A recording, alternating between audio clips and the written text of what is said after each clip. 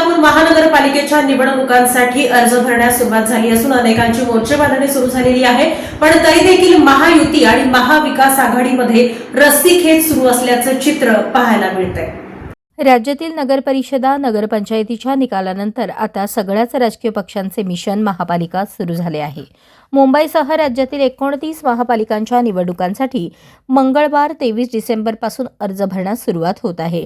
त्यासाठी इच्छुकांनी मोर्चे बांधणी सुरू केली असली तरी सत्ताधारी महायुती आणि विरोधी विकास आघाडीतील घटक पक्षांमध्ये एकत्र लढायचे की स्वतंत्र यावरून चर्चेचे गुऱ्हाळ सुरूच आहे। एकाही महापालिकेत युती आणि आघाडी संदर्भात सत्ताधारी आणि विरोधकांकडून अद्याप कोणतीही अधिकृत घोषणा करण्यात आलेली नाही। मुंबईत महायुतीत अजित पवार गटाला सोबत घ्यायचे की नाही यावरून घोळ सुरू आहे, तर काँग्रेसने स्वबळाचा नारा दिला असला तरी उद्धव सेनेकडून त्यांचे मन वळवण्याचे प्रयत्न सुरू आहेत। पुणे, पिंपरी चिंचवड, नाशिक, नागपूर, कल्याण, डोंबिवली या महत्त्वाच्या महापालिकांसह इतर पालिकांमध्ये युती आघाडीबाबत अद्याप स्पष्टता नाही। काही महापालिकांमध्ये उमेदवारी अर्ज भरण्यास सुरुवात झाल्यानंतर युती आघाडीची घोषणा होण्याची शक्यता आहे।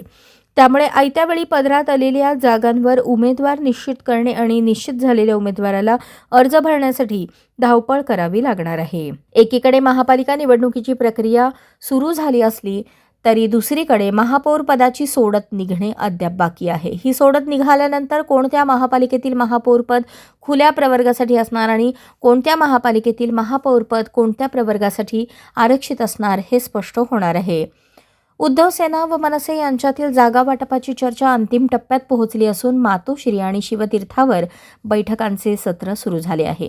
19 वर्षांनंतर वरळीच्या ज्या NSCI डोमच्या मंचावर मनसे अध्यक्ष राज ठाकरे आणि उद्धव सेना पक्षप्रमुख उद्धव ठाकरे एकत्र आले होते, त्याच मंचावर मंगळवारी युतीची घोषणा होण्याची शक्यता सूत्रांनी व्यक्त केली।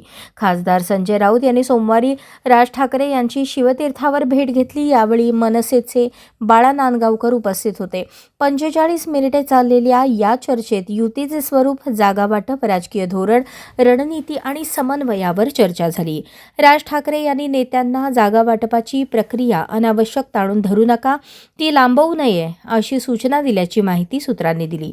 आगामी महापालिका आणि जिल्हा परिषद व पंचायत समिती निवडणुकीत EVMवर आधी राष्ट्रीय मान्यताप्राप्त आणि राज्यस्तरीय मान्यताप्राप्त पक्षांच्या उमेदवारांची नावे असतील, अपक्ष उमेदवारांची नावे सर्वात शेवटी असतील।